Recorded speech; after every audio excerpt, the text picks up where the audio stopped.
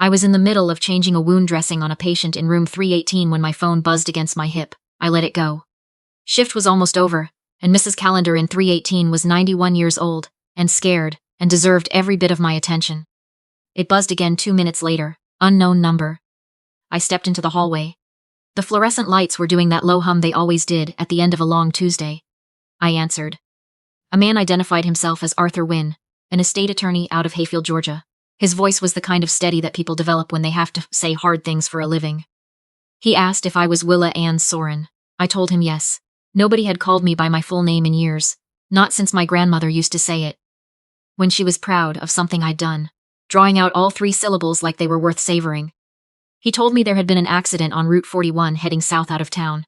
He told me my grandfather, Emmett Soren, had not survived it. He told me my grandmother, Dolores, was at Piedmont Regional, and that things were not good. I don't remember sitting down, but I was sitting down. I was in the break room at some point. One of the other nurses brought me a paper cup of water, and then quietly left. I stared at the locker with the broken latch that nobody had fixed in the 2 years I'd worked there, and I thought about my grandfather's hands, how calloused they were. How precise when he was explaining something, how he used to fold them over each other when he was thinking. Dolores lasted 11 weeks after that. The doctors gave her a clinical explanation. Pulmonary complications, underlying vulnerability, the physical stress of grief on an aging body. I could have told them what it actually was. She had spent 53 years being one half of something whole, and once that was gone, she didn't see a reason to keep going through the motions. She passed on a Thursday morning in September in the farmhouse bedroom, in the same bed she and my grandfather had slept in for 40 years. She was wearing her good nightgown, the one with the eyelet trim. She had planned it that way. Before I tell you what happened next, you have to understand what kind of family I come from. Not just the surface of it, the actual interior. My father, Alton, sells commercial insurance in Augusta. He is the kind of man who irons his casual shirts and knows exactly what his neighbors paid for their cars. My mother, Renee, chairs the decoration committee at their church and organizes the annual auxiliary luncheon. With a focus and attention to detail, she has never once applied to knowing what her children actually need. My brother, Preston, is 3 years older than me, played wide receiver in high school, and now works at a wealth management firm in Atlanta, where he has learned to dress very well and say very little that means anything. I was the one who asked inconvenient questions. The one who took too long at the dinner table because I wanted to finish the conversation. The one who decided at 20 to become a registered nurse instead of something that made more sense on a holiday card, and who had to watch my mother set her wine glass down very carefully and collect herself before responding. My father said, "You've got more options than that." And then he said they would not be helping with school. My grandparents paid for every semester without blinking. Emmett Soren had started with 12 acres and a second-hand tractor he'd bought from an estate sale in 1971. He had a 9th grade education and a belief, quiet and absolute, that a piece of land well tended would take care of the people who tended it. He and Dolores had built Soren Family Farm into 85 acres over 30 years, added a commercial building on Main Street in Hayfield that housed Soren's feed and hardware for 2 decades, and by the time I was born, they had done what people without connections or pedigree are not supposed to do. They had built something real. My father was embarrassed by them. He called the farm out there when he referred to it, like the distance was a character flaw. He made remarks at Christmas about the truck in the driveway, about my grandmother's coupons conson, about things he framed as concern but were only ever contempt. He never said it plainly. He didn't have to. What he chose to forget consistently was that those 2 people in the farmhouse on Soren Road had handed him a $183,000 over 17 years. Business shortfalls, a second mortgage, a deal that went sideways in 2019. Every time they had helped. Every time, my father had taken the check and driven back to Augusta and never mentioned it again. I spent every summer of my childhood at that farm. My grandmother taught me to put up fig preserves and read a balance sheet and stand my ground without raising my voice. My grandfather taught me that the measure of a person was not what they owned but what they noticed. The worker who always came early, the neighbor who was struggling, the things other people walk past. When I became a nurse, my grandfather said, "That's the right work for you, Willie girl. Pay attention to that." He never said it with any reservation. I drove to Hayfield every Sunday for 11 years. I missed exactly 4. Once for the flu, once for a car accident that wasn't my fault, twice for work's emergencies that I still feel guilty about. My grandparents never once mentioned the misses. They only ever talked about the Sundays I was there. The funeral was formal and hollow, the way my family does everything. My father gave a eulogy for my grandfather that was more LinkedIn profile than remembrance. My mother wore a black dress that was clearly new and stood near the entrance so people would see her receiving condolences. Preston shook hands and nodded, and executed a grief that he had not earned. I stood near the back with Clem Boggs, who had managed the farm for 26 years, and we didn't say much. We didn't need to. 3 weeks later, Arthur Wynn's office. 4th floor of a building on the square in Hayfield, with a window that looked out over the old courthouse. I sat in the chairs across from his desk, like people waiting for something that was already theirs. Preston kept checking his phone. Arthur read through the standard language in that careful, measured way attorneys do. I was watching a framed photograph on his wall, an aerial of Waverly County, the patchwork of fields and tree lines, the river cutting through the south end. I was trying not to fall apart. Then Arthur said, the entirety of the estate, including all shares and assets of Soren Family Farm, the commercial property at 214 Main Street, Hayfield, and all liquid accounts and investments, valued at an estimated $4.2 million, is bequeathed in full to one individual. My father shifted in his chair. Willa Ann Soren is the sole beneficiary. The silence after that was a physical thing. It had weight, it had temperature. My father's face moved through several expressions in the span of a few seconds. Confusion first, then a recalibrating kind of stillness, then something colder. I'm going to need you to read that again, he said. Arthur did not read it again. He turned his laptop around. My grandparents had recorded a message 8 months earlier, shortly after my grandfather's cardiac diagnosis. They were sitting at the kitchen table in the farmhouse. The same table I had sat at every Sunday for 11 years. Dolores had her hands folded on the tablecloth. Emmett had his reading glasses pushed up on his forehead. My grandfather spoke first. Well, if you're watching this, then I imagine it's been a hard few weeks and I'm sorry for that. We tried to leave things tidy. He glanced at my grandmother. Your grandmother picked out everything we needed in advance because she said I had no taste, and she was right about that. Dolores shook her head and almost smiled. Even there, even in that recorded kitchen, she was managing him with affection. We thought a long time about what it means to pass something on, she said, looking directly into the camera. And we decided it doesn't mean giving things to the people who expect them. It means giving them to the people who will carry them right. My grandfather folded his hands on the table. Alton, Renee, we love you. You are our children. But there is a difference between love and trust, and we came to understand that difference slowly, the way you understand most true things. We watched how you treated what we built. We watched who you called and why you called them. We saw you. Dolores. And we saw Willa. She came every Sunday. 11 years. She helped me put up the summer canning and she sat with your father through his difficult nights. And she asked about the workers on this farm, by name because she actually remembered their names. She never once asked what any of this was worth. She is our people, and so what we built belongs to her. The screen went dark. What happened in that room after is not something I will describe in detail, except to say that my mother was the first to speak. And nothing she said was gracious, and my father used a tone of voice I had not heard from him since I was a teenager, and had done something that embarrassed him publicly. Preston said nothing. He just looked at me, with a flatness that was somehow more clarifying than anything else in the room. That evening I went to my parents' house. Because some part of me still believed there was something that could be salvaged from the day. There wasn't. My father had drawn up paperwork. Administrative control of the estate would transfer to him and a trustee of his choosing. I would receive a discretionary allocation of 15%. He said the word discretionary, like he was doing me a favor.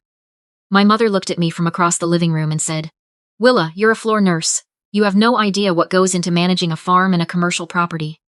We are protecting you. I looked at the papers on their coffee table. I thought about my grandmother's voice on that recording. She is our people. I said no. Preston kicked a chair. My father told me that if I walked out of that house without signing, they were done with me entirely. No holidays, no phone calls. He said I would be choosing a dead woman's farm over my own family. I was already reaching for my jacket. I found out within the hour, from a text that came through as I was loading my car, that my father had been the owner of my condo building for 6 years. Through something called Crestridge Property Holdings LLC, a formal notice of non-renewal of tenancy was attached. 48 hours. I packed what mattered. Clothes, nursing textbooks, the box of letters my grandparents had written me over the years, birthday cards, notes tucked into care packages when I was in school, a postcard my grandfather sent from Savannah when he and Dolores took their one and only vacation in 2014, the quilt my grandmother had made me when I graduated nursing school, sewn together from squares of fabric from her old house dresses, and my grandfather's worn flannels, and a piece of the yellow curtains that had hung in the farmhouse kitchen for as long as I could remember. As I was carrying the last box out, my father was standing on the sidewalk. He told me I had been an unexpected pregnancy. He told me they had found their rhythm before I came along, and I had disrupted it in ways that had never fully resolved. He said it calmly. That was the part that stayed with me. Not anger. Just a matter-of-fact accounting of my inconvenience. I put the box in my car, I got in, I drove south toward Hayfield. Arthur Wynne was on the farmhouse porch the next morning, with 2 cups of coffee and a white paper bag from Hayes Bakery on the square. He said he had tried my phone all night. When I didn't answer, he said he'd had a feeling about where I'd ended up. We sat at the kitchen table. The one from the video, the one that still smelled faintly like coffee, and the cedar oil my grandmother used on the wood. He opened his briefcase. My grandmother had kept a journal. Not a diary. She would have called it something more practical than that. A ledger of the life of the farm and the people in it. She had filled 11 of them, over 11 years, 1 per year, and they documented everything she considered worth remembering. The weather on a particularly bad planting week. The price of diesel in April. The new fence line Clem and his crew had put in along the east field. And woven through all of it in her careful, unhurried handwriting, every Sunday visit I had made. What we did, what we talked about, what we ate. Willa came at noon. We put in the pepper seedlings along the south fence. She stayed through supper and washed the dishes before I could get to them. Willa came in the rain. We stayed in, and I taught her to darn a sock properly. She already knew, but she let me teach her anyway. Willa came and sat with Emmett while I went to my doctor's appointment. When I got back, they were both asleep in the chairs in the front room with the television on. I didn't wake them. Between those entries, Alton called. He needs $22,000 for a business account that is underwater. We wired it. Preston called, asked 3 questions about the property value before he asked how his grandfather was feeling. Renee's sister Sybil called again. The 3rd time this year asking for a loan. She doesn't ask, exactly. She works up to it. We've given her $28,000 total now, and I don't expect we'll see it again. Every loan to every family member was documented. Date, amount, terms discussed, signature page reference. My father's $183,000 was there in full. Preston's $41,000. The receipts going back 17 years. All filed in a separate accordion folder that my grandmother had apparently labeled in permanent marker. Money we gave them. Then Arthur opened his laptop again. Security camera footage this time. Interior of the farmhouse. Date stamp. 2 days after my grandmother's funeral. My mother walking through the front door with the spare key. Moving through the hall without hesitation, like she had rehearsed the route, going straight to the bedroom. Opening the closet, pulling down the wooden jewelry box from the top shelf, lifting out the pearl drop earrings my grandmother wore every Easter Sunday. The garnet bracelet my grandfather had given her on their 40th anniversary. A small oval locket that had belonged to my great-grandmother and still had a photograph inside so small. You needed good light to make out the faces. Preston, standing at the back door, with his hands in his pockets and his eyes on the yard. My grandfather had installed the cameras 2 years earlier. Arthur told me, after a gold-plated compass that had sat on his desk for 30 years disappeared the night after Christmas dinner. He never said anything directly, he just installed the cameras and made sure certain people knew. They were there, and he was careful about what he left out where they could find it. They had planned for all of it. Medical certifications of full cognitive competence, signed 14 months before they died. Written statements from their pastor, their physician, Arthur himself and Clem Boggs, who had known them longer than most. They had built a wall, and then they had handed me the keys and the combination. And all I had to do was show up. Which, it turned out, I had been doing all along. Over the next day, they came. The people my grandparents had quietly trusted, the ones who had been waiting to be useful. Clem drove over from his house on the north end of the property and sat at the kitchen table with the quiet certainty of a man who had decided exactly where he stood. Judge Rosalind Oates, who had retired from the county court 2 years prior, and who had grown up on the adjacent road, arrived in her good blazer and said that Emmett had driven her husband to the emergency room in the middle of the night in 2018, when she was out of town, and he had refused to call an ambulance, and that she intended to pay that debt now in whatever currency was useful. Dr. Nassif, my grandfather's cardiologist, who had become less a doctor and more a standing Thursday lunch appointment over 3 years of managing Emmett's heart, came and sat quietly and offered to document everything he knew about the family's communications during the illness period. Neighbors from Soren Road brought food in quantities that suggested they understood. This was not a short situation.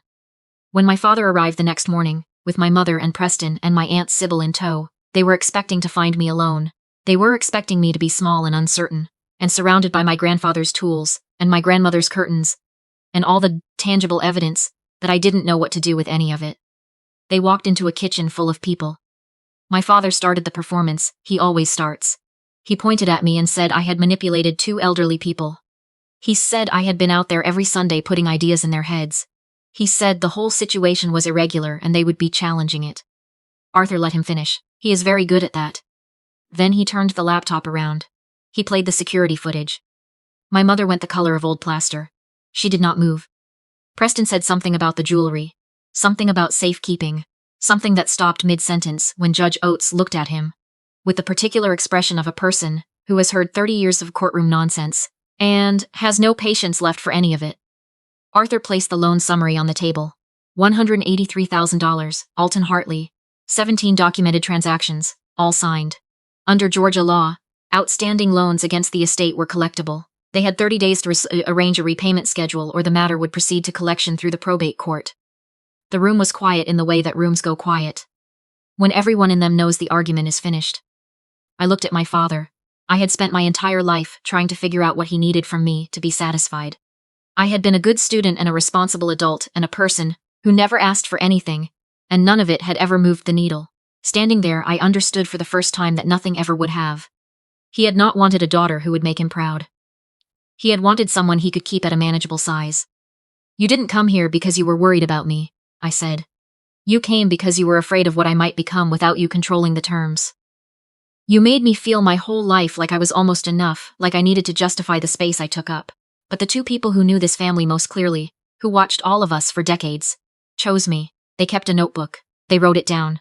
You can argue with me all you want, but you can't argue with 11 years of Sundays. My father had no response to that. He looked, for one moment, genuinely uncertain, like a man who has walked into a room and suddenly cannot remember why he came. They left. The door closed. The kitchen exhaled. My mother's sister had the jewelry on the porch in a padded envelope. 48 hours later, no note, every piece accounted for. The months that followed were full in a way I had not expected. Clem walked me through every acre of the farm over several weekends. Not because I was going to manage the operations myself. He was the operations, had been for 26 years, and my grandfather had structured things accordingly. But because Clem said a landowner who doesn't know their land doesn't really own it yet. I learned what it cost to run the irrigation system. I learned why the back 20 acres needed a drainage improvement. I learned the names of the 3 full-time workers and their schedules. And the fact that one of them had been dealing with a sick kid for 2 months, and my grandfather had been quietly covering the co-pays. I found the file my grandparents had been building. Not as polished as an attorney's draft, but unmistakable in its intention. Pages of notes in both their handwriting, an outline for something they were calling the Sorin County Community Fund. Scholarships for first-generation college students in Waverly County, a school supply program for rural classrooms running short on basics. An agricultural education partnership they had been in early conversations about, with the county 4-H program. Something that would use the eastern fields for hands-on learning. I put $2.8 million into the foundation in the first year. The feed store building, which had been sitting empty since the hardware business closed, became a community resource center, GED prep, job placement assistance, free meeting space for county organizations that needed it. The back 20 acres of the farm went into the 4-H partnership as soon as the drainage work was finished. The loan repayment from my father came in monthly installments over 4 years, as arranged by Arthur and the probate court. Preston settled his portion separately. My Aunt Sybil asked for more time and got it, within reason. I went back to Mercy General the Monday, after everything was resolved. My charge nurse asked if I was doing all right. I told her I was, and I meant it, which surprised me. I had expected to feel like I was moving through something foreign. Instead, I felt like myself, in the place I was supposed to be. Going home to a farmhouse that smelled like coffee and cedar, and the particular dusty warmth of old wood on a warm day. I live on the farm now. My grandfather's tools are still arranged by size along the workshop wall. I have not moved a single one. The fig tree in the backyard that Dolores planted in 1989 came back this past spring, with more fruit than the previous 2 years. And I spent a Saturday morning putting up preserves by myself, and listening to the radio, and thinking about her. On Sundays, the kitchen table is full.